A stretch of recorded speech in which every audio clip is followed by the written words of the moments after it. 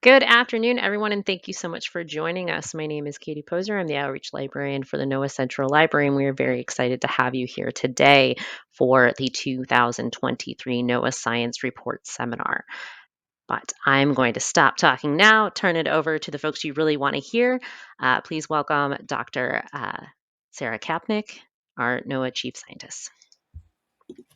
Thank you, and welcome everyone. It is my honor and privilege to introduce NOAA's 8th Annual Science Report. NOAA is the nation's premier ocean, weather, and atmospheric and climate agency. We have a deep commitment to science, service, and stewardship, and the Science Report is a great representation of how NOAA's research and development efforts impact society. First, a little background on the Science Report. The NOAA Science Report is an annual report that highlights NOAA's research and development achievements. The first report was written as the NOAA's Chief Scientist Annual Report in 2016. It is now developed as a NOAA Science Council product by the Research and Development Enterprise Committee and published as a technical memorandum.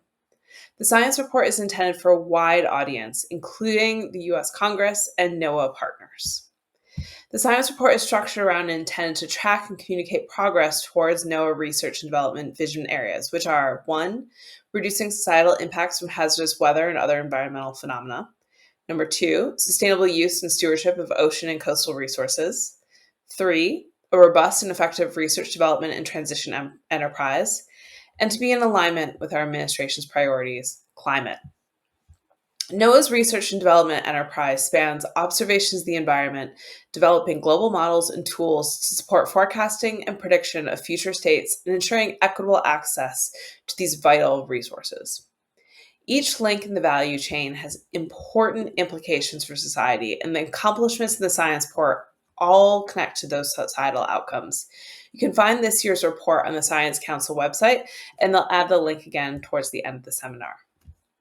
Now, I'm excited to introduce our panelists. Each panelist contributed to science stories and accomplishments highlighted in this year's report.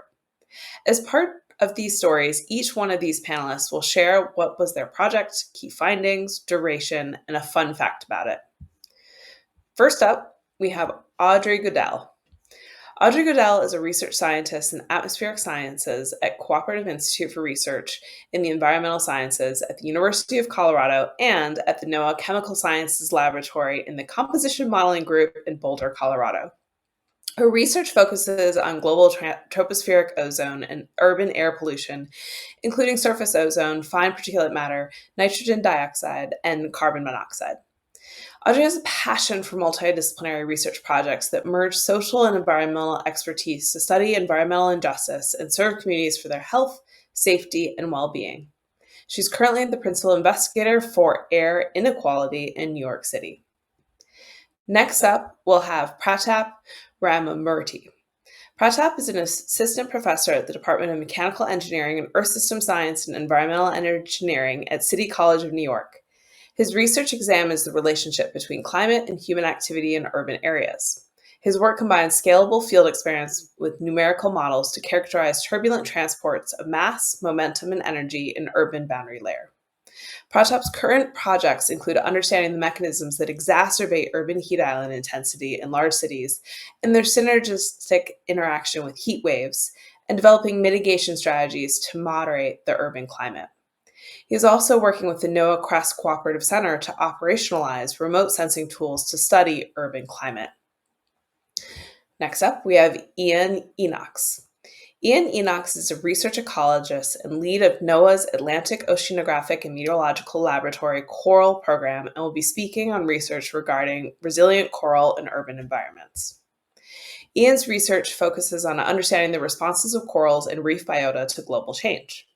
He is interested in the impacts of warming and ocean acidification on the persistence of coral reef framework structures and provides essential habitats and supports numerous ecosystem services. Ian applies a multidisciplinary approach, conducting research in both the laboratory and the field, as well as developing new technologies to address pressing research questions. He is a primary investigator of the National Coral Reef Monitoring Program and leads several projects pertaining to coral restoration, technology development, coral disease, and impacts of a changing climate on reef health, including Project Florida Regional Ecosystem Stressors Collaborative Assessment. Next up, we'll have Dr. Gopal. Dr. Gopal is a senior meteorologist, modeling team lead for NOAA's Atlantic Oceanographic and Meteorological Laboratory and Hurricane Forecast Improvement Program Development Manager. He's also the principal architect of NOAA's Hurricane Weather Research and Forecasting System, as well as the new Hurricane Analysis and Forecasting System. Gopal's research involves simulating a variety of complex systems from dry thermals, using large eddy simulations, to hurricanes, examining these structures, their evolution, and the mechanisms whereby they are developing. He tests theories within these various models and interprets the behavior of these systems. Within the Hurricane Research Division, Gopal supervises and mentors advanced scientists and students at the postgraduate as well as postdoc levels. He is also the leader of the Next Generation Hurricane Prediction Program and Research to Operational Transition within NOAA. Next up, we'll have Aaron Poyer. Aaron is a physical scientist with the National Weather Service Office of Science and Technology Integration, and his primary role is the program manager for the NOAA Hurricane Forecast Improvement Program. Aaron's area of focus is representing the National Hurricane Center and other end-user stakeholders to ensure the research operations pipeline focuses on implementing impactful improvements to NOAA's tropical cyclone forecast guidance and messaging. Next, we'll have David Kidwell. David Kidwell is the Director of Competitive Research Programs for NOAA's National Center for Coastal Ocean Science and former manager of its Effects of Sea Level Rise research program. The Competitive Research Program funds ecosystem research to deliver science solutions that address our nation's most pressing issues, including coastal resilience and sea level rise. With over a decade of experience in managing coastal science projects, Dave promotes collaborations and science approaches to produce actionable products and results. Finally, we will hear from Brett Sanders. Dr. Brett Sanders is a professor of civil and environmental engineering, urban planning, and public policy at the University of California, Irvine. With 25 years of experience in flood simulation research, he leads an interdisciplinary team of scientists that study urban flood risk in Los Angeles and Miami metropolitan regions. Dr. Sanders is currently leading a NOAA-funded Effects of Sea Level Rise project to assess flood adaptation options in Los Angeles County in collaboration with the Los Angeles Regional Cooperative for Climate Action and Sustainability. Now that I have introduced our incredible panel and all of their backgrounds, we'll hear from each of them about their research, followed by discussion. I hope that talking to our scientists really brings the science alive and shows the value of the research that we're doing here at NOAA. Transitioning back to you, Audrey. Thank you so much, Dr. Kapnick. Hi, I'm Audrey Gaudel, and I'm joined by Murthy. We designed this project called Air Inequality in New York City. And so this project came to life in preparation of the unprecedented massive air quality research campaign called Aegis Plus, which was designed for the summer 2023 to measure air quality across coastal urban areas such as New York City and also Toronto, Chicago, and Los Angeles, to name a few, using ground-based and aircraft measurements in addition to the brand new geostationary satellite Tempo that give us hourly air composition measured from space. So we wanted to add a granular scale, street-level data collection to get a multi-scale and so a more comprehensive view of the air pollution in New York City. And so we call it a pilot project because we did just a few months to build it. But it is essentially one backpack equipped with instruments that measure air pollution. The revolutionary part of this project is this ability to both measure outdoor and indoor air quality at the level of people's noses. And also the backpack carries instruments called low-cost sensors used commonly by communities, oftentimes not scientists, such as from the network Purple Air, along with research-grade instruments that, for example, NOAA Chemical Sciences Laboratory developed, and that give a more precise and accurate measurement. So we can then assess the ability of the low-cost or lower-cost sensors to give the right signal in terms of air pollution. So we were up to 12 workers with 6 of us living in New York City, and we walked through Manhattan, the Bronx, Queens, and Brooklyn, and we walked across neighborhoods socioeconomically diverse. So the preliminary results show rather uniformity across the datasets, including the backpack with stationary measurements in Manhattan, The satellite and forecast model outputs show some disparities against the measurements, and we are still digging into this data. We found that over the 31 walks that we took, the data we collected in the subway are showing worse air pollution. We suggest that people who are standing at bus stations or subway platforms might be more exposed to air pollution. So when using public transit might help mitigate emissions of air pollution in urban areas, it may become a hazard for the people who are using them. So we started to prepare the field mission in April 2023. It's been a year, and we went on the field in July, August 2023. Now we are analyzing the data and preparing a scientific publication for the end of the summer. A couple of fun facts that I wanted to share with this project. The first one is that when we were walking with the backpack that has tubes above our heads to capture the air that we breathe, people in the street will ask if we were fishing. And the second fun fact I wanted to share is that on the July 28th day, there was a heat wave event, and the whole team, AG's team, was deployed in New York City. So that day, we were walking on the Hudson River side, and we were able to wave at the aircraft above our head, which were flying above the river in the boundary layer. That's it for me. Thank you for your attention. Hi, everybody. I hope you can hear me all right. I just wanted to take a second. Thank you for the opportunity to chat with you. Our work really has focused on coral communities living in the highly urbanized port of Miami.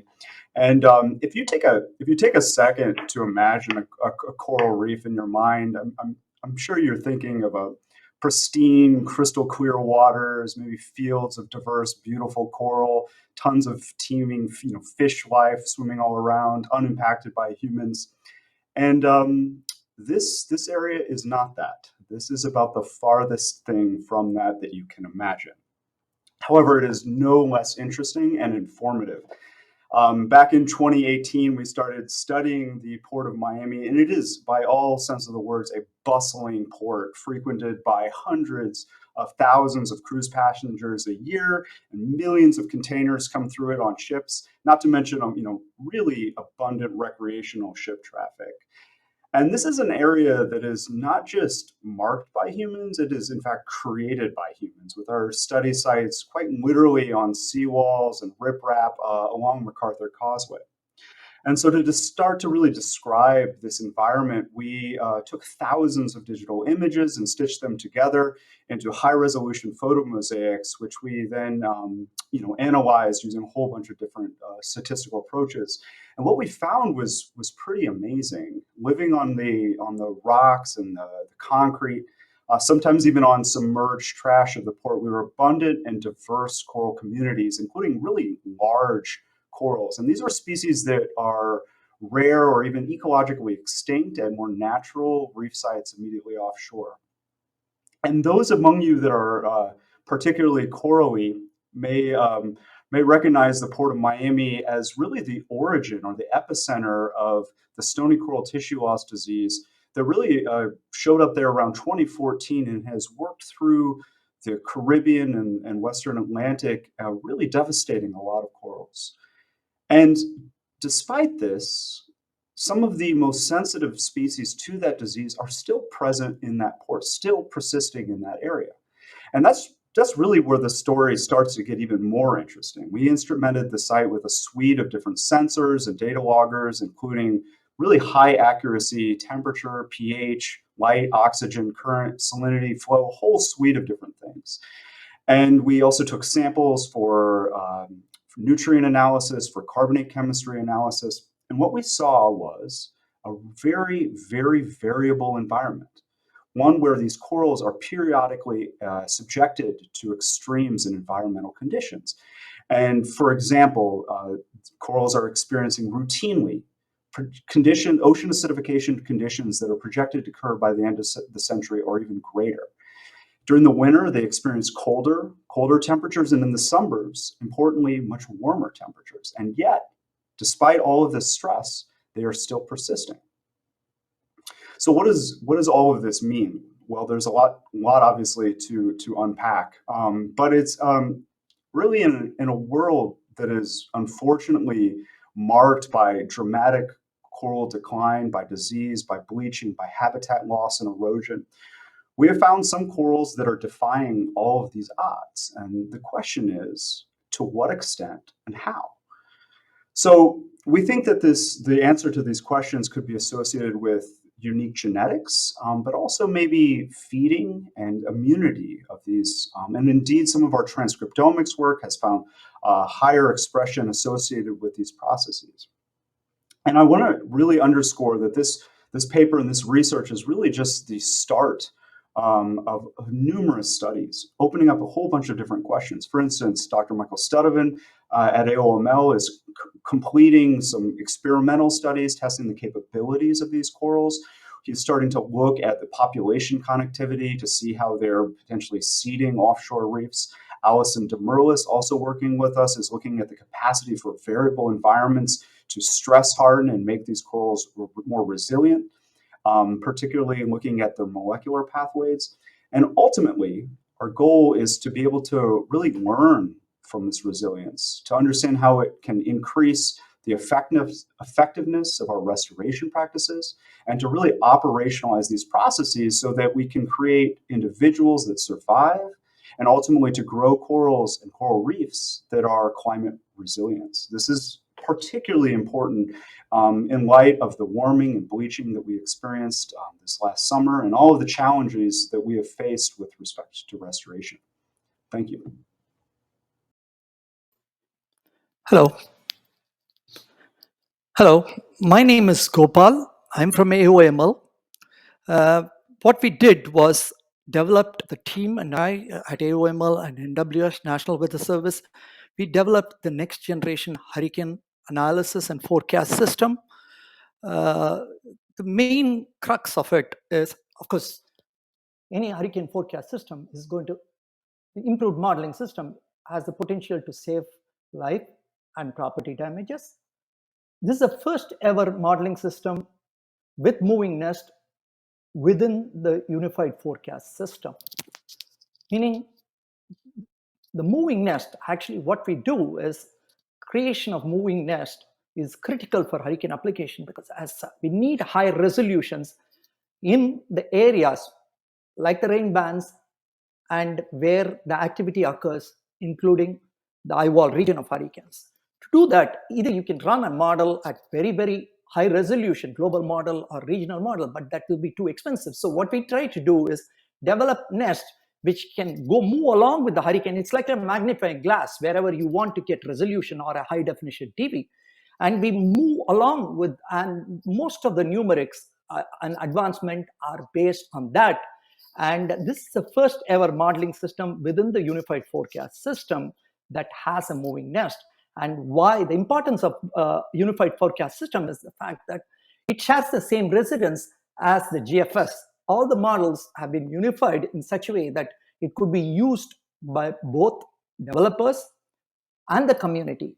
And we have started issuing forecasts since the 2023 season, and we are finding a lot of success with this new model, which Aaron, who follow me, would elaborate on. Aaron, you can take over. Oops. Thank you, Gopal. So to expand on what Gopal was saying, from my perspective as representing National Weather Service and our end users like NHC and other forecast offices, this model has been extremely important for us, and especially the improvements we're beginning to see in the track location of storms, which is actually indicated on that kind of bullseye looking chart there. What that actually represents is in 2007, we were within roughly 110 miles of the actual location of the storm based on a model forecast that was 48 hours out. And by the time that HAVs came out in 2023, we're down to around 55 miles from that. The most important fun fact about this operationally for us is that this reduces the amount of area that's covered under evacuations. Like you'll notice, kind of as those concentric circles hit the coastline, there's a lot less people that are covered in that inner circle of range of where the storm might be.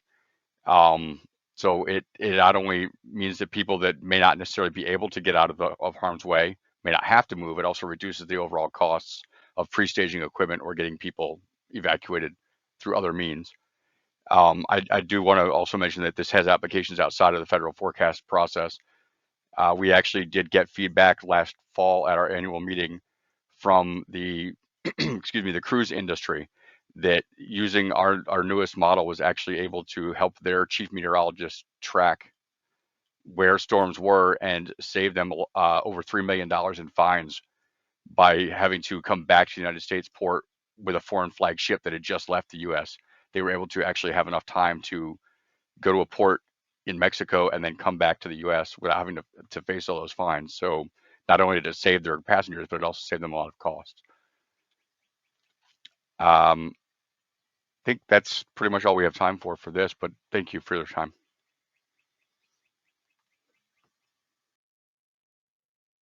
All right. Well, good afternoon, everybody. Again, I'm Dave Kidwell. I'm director of the Competitive Research Program with NOAA's National Centers for Coastal Ocean Science. We're probably best known for a lot of the externally funded harmful algal bloom work that we do, but we also have a building coastal resilience portfolio through our Effects of Sea Level Rise program. And one of the projects that we have funded is what we're going to highlight here this afternoon. I'm joined by Dr. Brett Sanders. He is at the University of California, Irvine, and will be helping out with any questions you might have after the presentations. So, as I mentioned, this is a project that's funded through our Effects of Sea Level Rise program. It is led by Dr. Sanders and his team at University of California, Irvine. And what they have been doing is focusing on creating high-resolution models of Los Angeles County that can be used to help assess the potential extent of future flooding events. And specifically, what they have done is to use a flood model and mapping method called PRIMO. This is known for Parallel Raster Inundation Model. And what that allows you to do is really get into high resolution modeling and evaluate things like 100-year floodplains and recurrence of probabilities of floods at nearly a house by house level. And so you can really get into some fine definition in terms of understanding truly where potential impacts of flooding might be.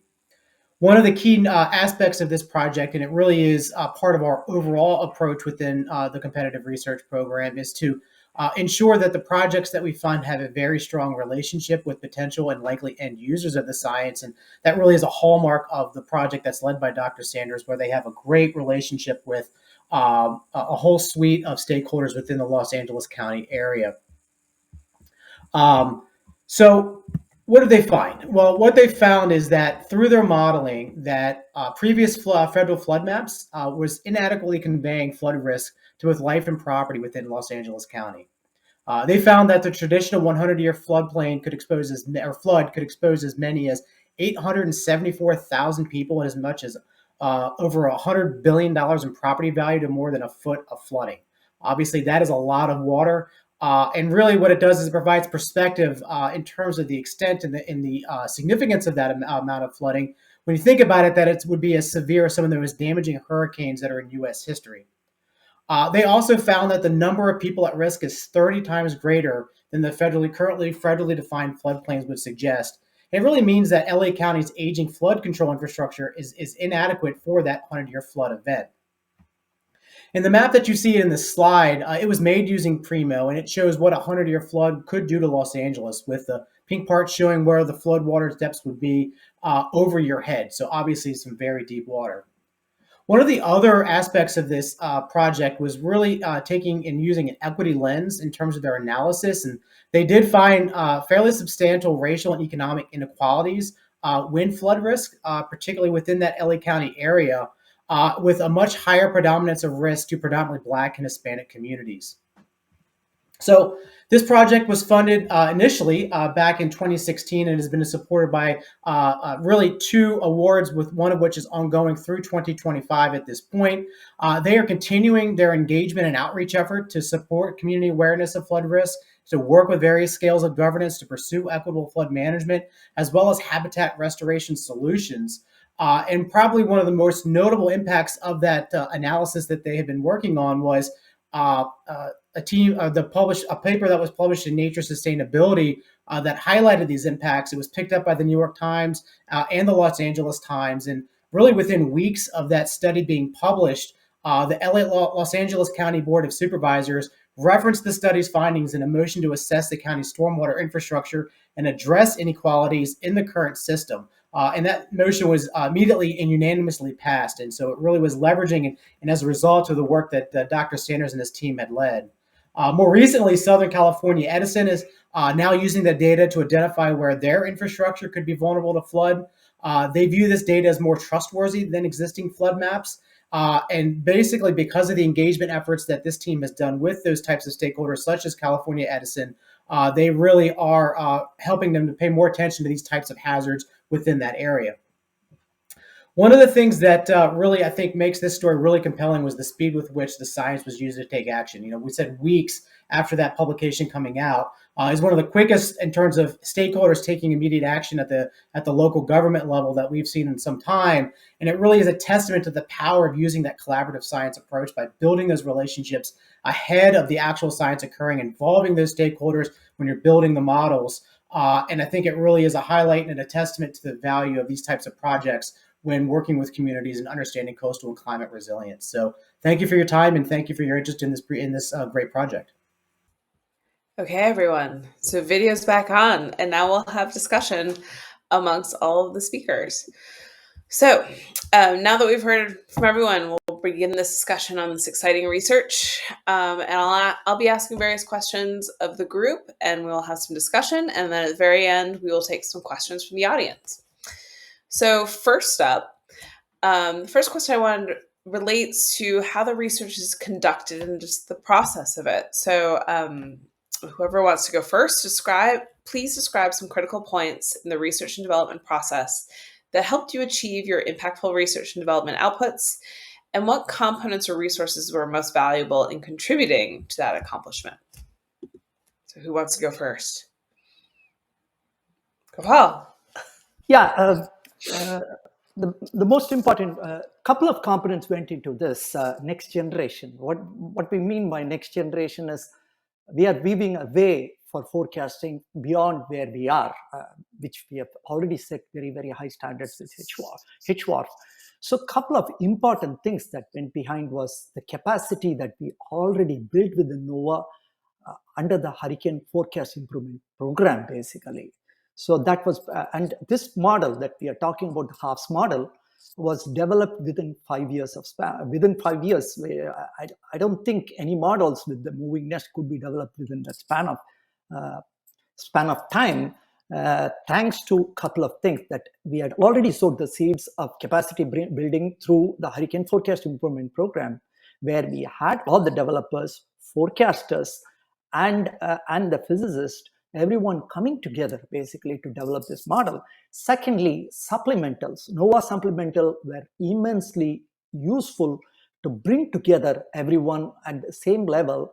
And we did all that, putting the budgets together and then optimizing it without duplication of efforts because of HFIP. And these were two major components in my mind which brought accelerated success to the project. Anyone else want to answer? Can I just add to what Gopal said, since I am the HFIP program manager?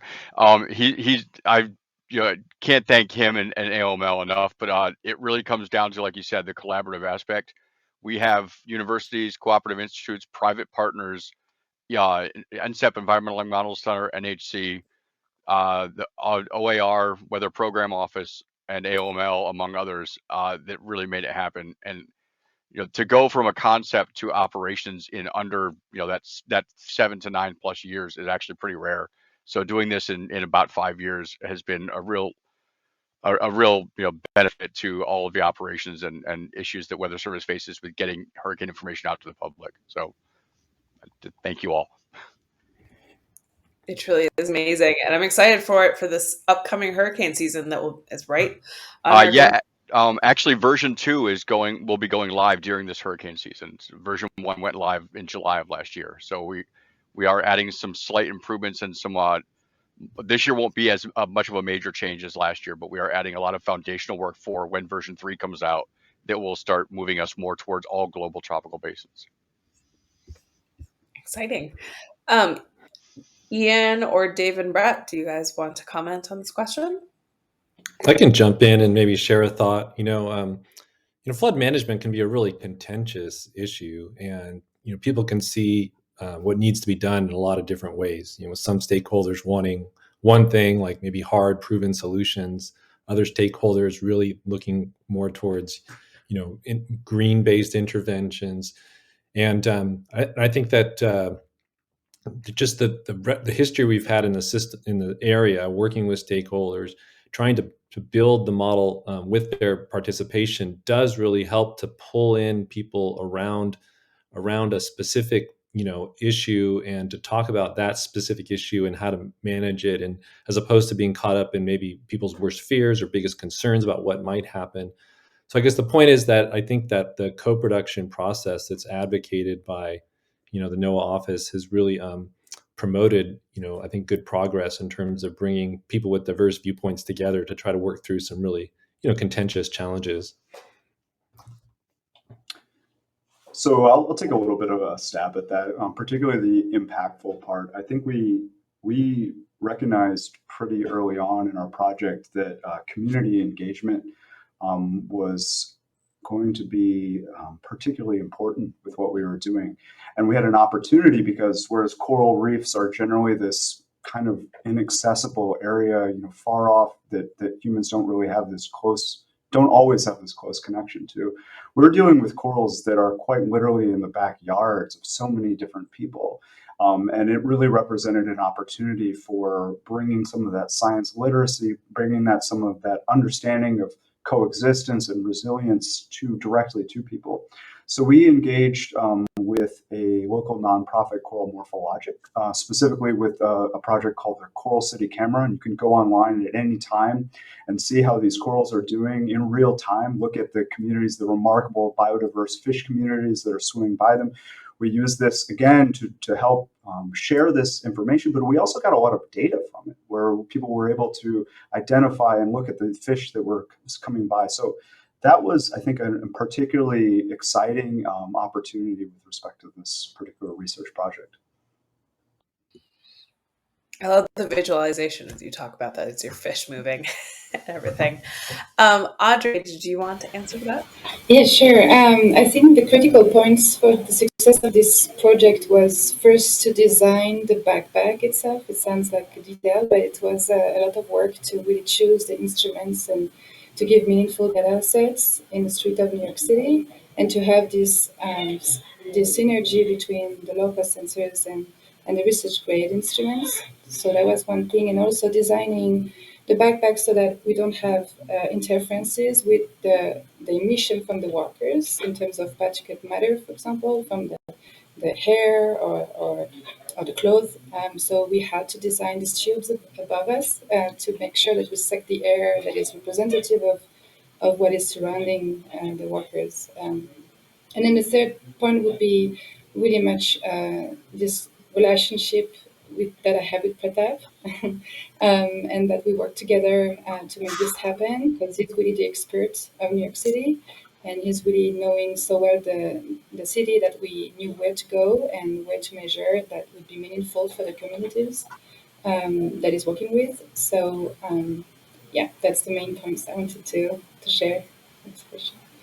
Thank you. And so my next question, I want to touch on stakeholders and local community and the engagement and how you make the science then actionable. So you guys have talked about the users of the hurricane data and new hurricane information. So people are taking in new information. You need to make sure that they use it so that they can apply it to protect lives and property. You have the backpacks and citizen scientists going out and taking the data to help us get it, but then also trying to make them use it at the back end. And then you have collection of samples of the coral reefs. You need to go into the communities to get those types of samples and know when you can go in to get them. And then also the engagement on this flood risk to make sure that people then take that information and then use it, which is what I often talk about, is that is how our science becomes really actionable, is when actually the science is then used. So working with stakeholders and local communities is super critical for NOAA to achieve its R&D mission. How has the community involvement that you've been doing contributed to the impact on this research and development? Have you encountered any challenges translating and applying this research for public use? And how do you overcome them to really maximize societal impact so make sure that as many people as possible are using the information that you're producing? So this time, why don't we start with Aaron, who didn't speak last? Sure. So from the perspective of specifically the HVIP program, not only the HAVS model, there's we're taking some relatively complicated information and trying to get it out. There's a lot of statistical of the storm surge will be here, will be there, and getting it to communities that don't necessarily understand it. The way that HVIP has been working to make this more impactful is through, like Gopal mentioned earlier, the various different supplemental funds. There's been a lot of work funded with OAR as one of our strong partners from WPO, and also within OSTI now, where we have entire divisions dedicated to social science and outreach. And so they've been working on doing surveys with communities of different types of products that have different ways to lay out the information, and going in before an event would occur and saying, if these types of things were given to you, how would you react to that? And then coming back like a month or so after an event and going back through that and seeing how the perceptions change. So between that with individual people in neighborhoods and also reaching out to emergency managers within our collaborative efforts at both the national, state, and local levels, we've really started getting a lot better information on how to get this out and, like you said, make it actionable to the people that really matter, which are the ones that have to get out of their homes when they're potentially are getting blown over or inundated with storm surge.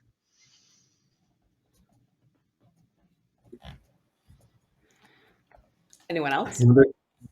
I'll jump in. There's a lot of entry points for action when it comes to flood risk. You take an area like the size of Los Angeles with 10 million people and miles of flood channels, and there's just entry points for flood control agencies that need to understand where the vulnerabilities of their systems are.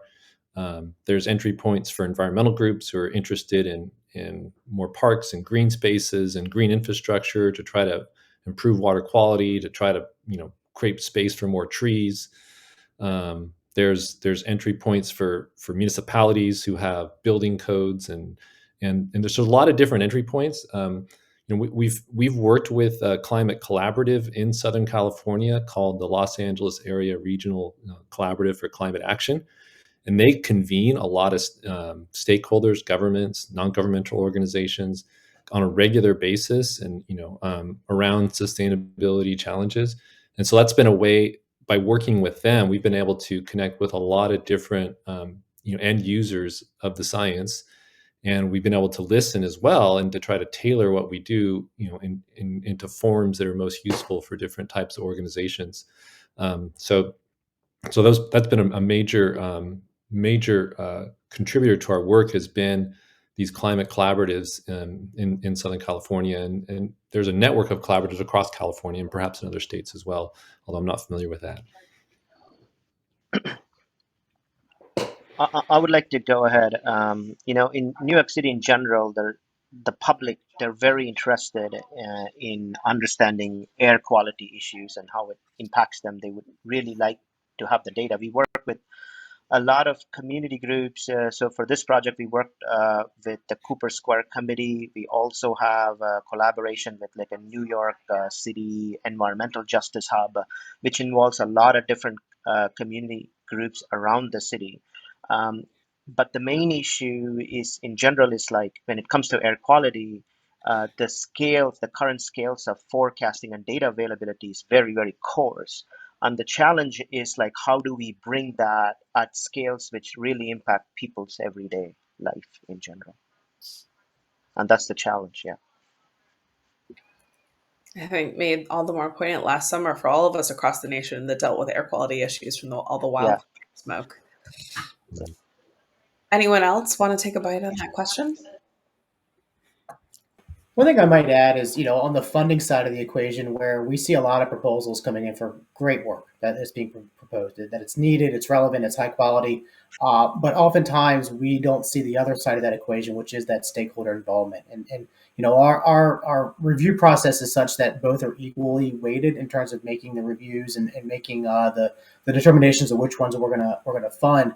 But one of the greatest, I think, lessons learned that we've seen through the numbers of years we've been working through these processes and deciding which proposals to fund is, Brett highlighted the climate collaborative in California that he'd been working with, and so what we've seen is projects that are working to establish their own stakeholder engagement or co-production capacity are not nearly successful. Those that have already been involved in an existing group and leveraging existing collaborations that are already popping up and already existing across the country. And I think that's one of the greatest lessons learned that I've seen, and one that I communicate to any scientist that'll listen to me is don't wait until it's a proposal time to establish these relationships. Go work with these partners already and get those relationships built, because it'll make you far more effective when you do go to write a proposal and you do get a project funded, and make sure it's having a meaningful impact.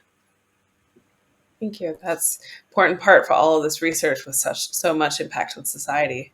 Make those connections.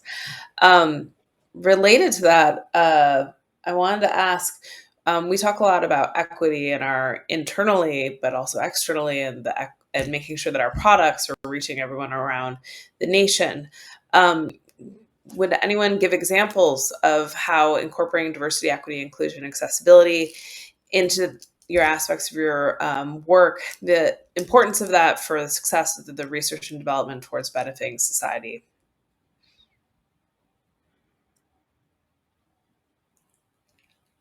Anyone want to comment? So I can kind of loop that back to my last answer. That's actually a large part of a lot of the supplemental funds that have gone to the social science work, is adapting our messages for communities with different levels of understanding, not only of science, but of the English language, and also working with a larger weather service project, which is getting Spanish language information, and eventually will be Chinese language and other strong, heavily used languages, to getting it natively put out there, as opposed to post-event translations from other groups that kind of do it as an unfunded service. So getting this wrapped into the actual messaging, and it's especially important. And Florida is obviously one of our hotbeds for hurricanes, so it's especially important to have the native Spanish information come out with no delay. And HRIP's doing what it can within our social science outreach to fit with the larger Weather Service mission as well on that. Pratap or Audrey, do you want to comment from your experience with Yes, I can speak to this. So when we were designing this project, DEIA was really in the center of this setup. And coming from the NOAA side, the Chemical Sciences Laboratory, sorry, and willing to understand better the air pollution in New York City, when we designed the backpack, we really, first of all, New York City is a diverse place with, less than 40% of people self-define as white. And so it was really the question of how we are equitable, inclusive, and accessible. So when I reached out to Pratap, who is, at the City College of New York, he's a professor there, and he's also a faculty staff of one of the amazing NOAA Cooperative Science Centers in New York. That's really when we started to build this diverse team to wear the backpack and also to analyze the data. So they really own the data and they know them well, and to create pathways in a way, with these people to build the next generation of scientists and engineers in our field. So we really reached out to the communities through the science, because it was a pilot project. But I think that was a really step forward into DIA and key to make this project successful. I don't know, Pratap, if you expected to Yeah, I say. just want to add one more thing. So we have a framework at the NOAA CESET Center at City College of New York, where we recruited a lot of students from these communities. And for this particular project, a lot of the walkers that we used, they were our students and they belong to this community. And so that was a huge catalyst for the whole thing. Maybe I could jump in. There's with our work modeling flood risk.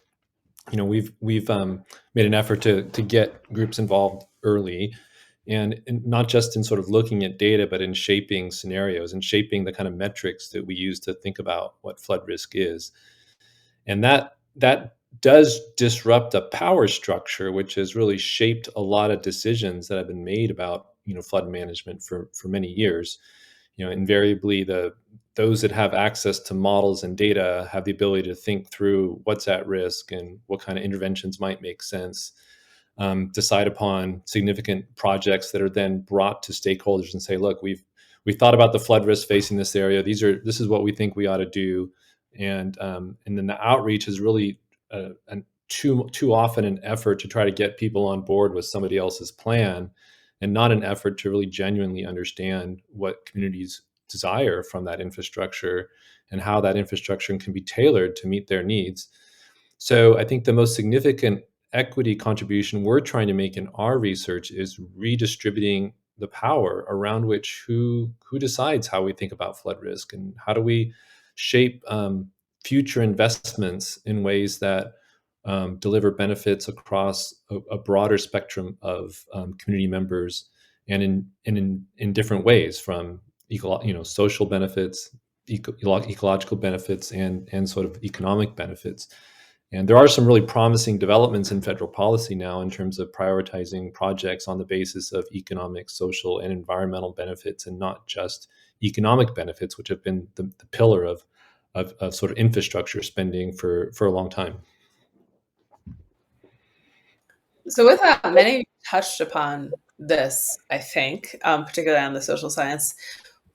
I would like to know, given your research has shown like kind of the state of the science and like the state of these risks right now, and you've put that information out there, hoping that there's gonna be action, and there is some action that we're starting to see.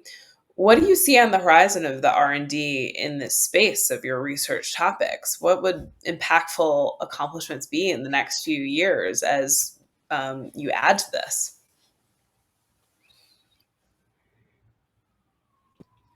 What are you excited about? Go. I can take this.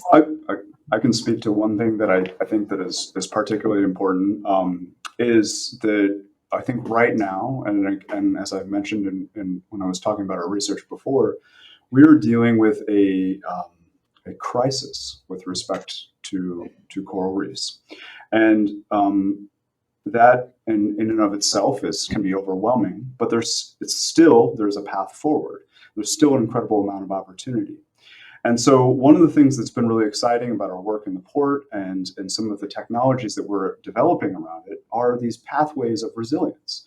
And so operationalizing those, the inherent physiological and natural mechanisms in stress hardening, there is so much potential there to actually affect meaningful change, meaningful restoration at scale. And that, honestly, it motivates me, excites me, it gives me this path forward out of this mess. And yeah, I think it's tremendous opportunity in it. Yeah, for us, it's the granularity of data. As it's always, I can give you an example of where my dentist, after Ian, came back to me. I'm living somewhere far away from the track of Hurricane Ian, but he lost his roof. He came and told me that, hey, I lost my roof. You guys didn't tell me that that this is going to be the case. The reason I'm saying this is, with time, people want very localized, high-resolution data sets, including winds, basically, and that is going to be, and then how do you mine this data using artificial intelligence or whatever it is to make it more meaningful for the public? These are the two avenues I think are going to be the next potential challenges ahead of us. I want to add, I think in terms of like air quality, like for example, the GOES 16 kind of like revolutionized meteorology and what we do. I think the upcoming GeoXO and Tempo satellites that are there are going to be hugely impactful in terms of like aggregating a lot of ground data that is already available, and then using the satellite data to make products that are extremely fine resolution. I think that's going to be the next step in terms of like air quality work. Yes, and to build on this, next summer we are going to be deployed in Baltimore. So to have more backpack, to have simultaneous measurements of different neighborhoods in the city, and that's going to happen during the big campaign called the Coast Urban Real Atmospheric Gradient Experiment, or COURAGE, and also during the Baltimore Social Environmental Collective. And or BSEC. And BSEC is a 5 years project that has already subgroups dedicated to community engagement to make sure that scientists and communities, when communities are not scientists working with us already, to build these really trustful and long-term relationships to work together to respond to and to serve these communities with meaningful scientific data. And so to be compared with the future geostationary satellites occurring less tempo, that would be, it's super exciting to have this data to validate the satellite. Yeah. One thing I would echo with some of the folks that have already spoken around the higher resolution kind of being on the horizon and what's exciting, and I agree with all of that. Is coupled with that is the computational performance capacity to not only do those higher resolution analyses, but to do so in a way, as Brett was highlighting or Dr. Sanders was highlighting, where you can do so in a scenario-based fashion with stakeholders almost in real time, where it's not I'm going back to the lab for the next 2 months to let the processor run on this scenario. It's you can develop and advance towards processes that allow you to do so, and not quite real time, but close to it in a much shorter order that facilitates that more engaged and co-produced approach. And so that's one thing of the things that's exciting me is not just that higher resolution, but pairing that with higher computational capacity and approaches that allows you for that quicker evaluation of scenarios. So I'm going to summarize you guys as high resolution, the speed of which we're going to use that information to put it to action, new locations that we're going to expand on, and conservation and restoration in the face of climate change. All of this to me can boil down to we're going to take the science and put it to action by non-scientists at a much faster rate and in exciting ways. So thank you everyone for my round of questions. I'm sending it back to Katie because we will open it up to audience questions. Katie? Yes, thank you so much, Sarah. So we have the questions and answer panel open. It has been open this whole time, so I hope you can see that over on the side of your screen. We do have a few questions that have popped up already, so I'm going to go with the first one that came in, and I'm going to show it on the screen. So it's going to block a couple of you, but I'll take it off shortly. So first question is, what was the most exciting or interesting part of this accomplishment/project? I'll jump in, get the floodgates open here. So I'd say with the HAVS model, one of the things that actually was super exciting about this is we had some side work that came out of just dumb luck. The NOAA OCIO has cloud allocation to use, and they had unused cloud, and we're soliciting groups that could use it. So I jumped in and said, "Give me everything." And they asked, "Well, how much is everything?" I said, "Whatever you've got that nobody else is using." And within about 7 weeks, we went from getting that cloud to having a rudimentary version of an ensemble of the HAVS model running, so that we were able to actually run 21 members of the model in a reduced capacity, of course. But it just shows that when you bring compute to a modeling community, you can make things happen very quickly. And having that extra probabilistic information is massively important to forecasters, because it gives them that spread envelope of different potential scenarios in a really quick turnaround time. And when I mentioned earlier in our presentation about the private sector reaching out to us about the information that they've received and utilized, they were actually utilizing on the web version where we were publishing our ensemble information as experimental only, just for reference. And that's what they were actually utilizing for their operational needs. So it just shows us where we can really go with this when we have the support, maybe not necessarily from our traditional on-prem, regular computing, but from other means that we can get just kind of in a hurry. I'll jump in and just say that maybe this is a little bit macabre, but most of my work is just straight up depressing in terms of looking at coral death. And being surprised and excited about corals persisting was really refreshing and exciting.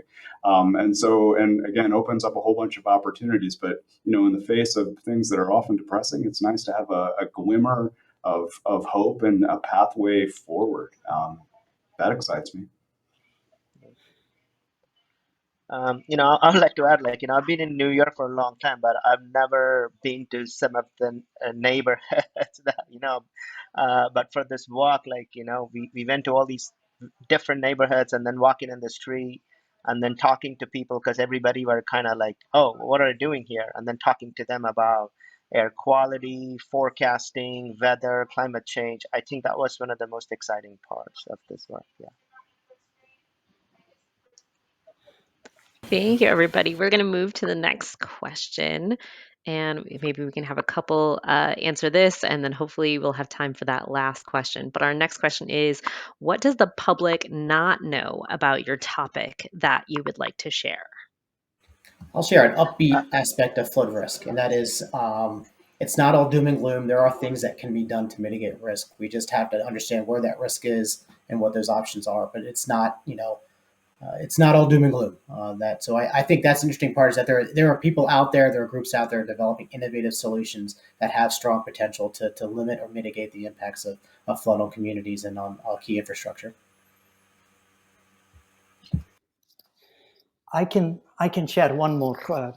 Actually, models are not the end of the world. Forecasters, we need to follow careful. Now that the hurricane season is going to be around, I would always advise people when they ask me about forecast, I say that's issued by National Hurricane Center.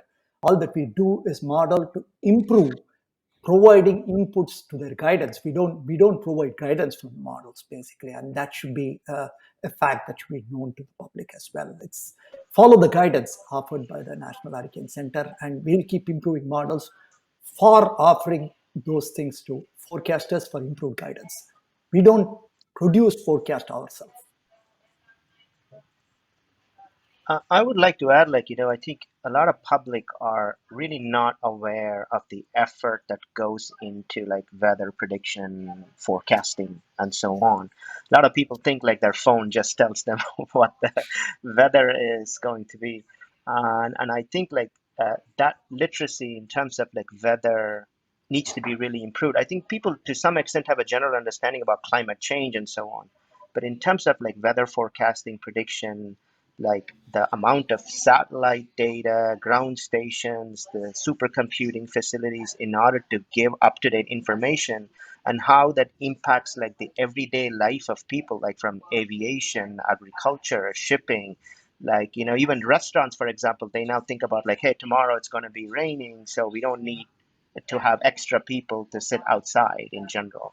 So I think we need to really improve that. Bring that to the people to know the effort behind weather prediction and forecasting. I think one of the things that comes to mind is what a marine biologist looks like, and I think that one of the things that I'm most grateful for is that I work with such a diverse team of both backgrounds, but also expertise and perspectives. And the work that I was talking about here today was really only possible because there were so many people coming at this problem from so many different directions. We have engineers, we have people involved with molecular aspects, we have people in the field diving, we have people creating things, we have people running experiments, we have all sorts of people working together to make this happen. It's not just, some marine biologist, sitting there doing a marine biology thing. It is all sorts of different people coming together. And that, I think, is one of the things that is, I found is really powerful at NOAA in particular, at AOML in particular, and it excites me as well. Thank you so much. We do have one more question, but we are out of time, so I'm going to send it back to Dr. Kapnick. Yes, thank you. And thank you to all of our speakers today. This report that we have just put out, again, the link is available in the chat, is a showcase of our science advancements and testament to the commitments of NOAA's workforce. Thank you to all who have contributed to the NOAA scientific advancements, often only completed after years of work. And thank you to the writing team who have built this document to identify and celebrate NOAA science. I want to thank these panelists again for sharing their research with us and discussing how it's made an impact and is ultimately helping NOAA to better serve the American people. Again, you can find the report on the Science Council's website and continue to explore the stories we heard today, as well as dozens of other exciting science highlights from the year. Thank you everyone for joining us and have a wonderful day.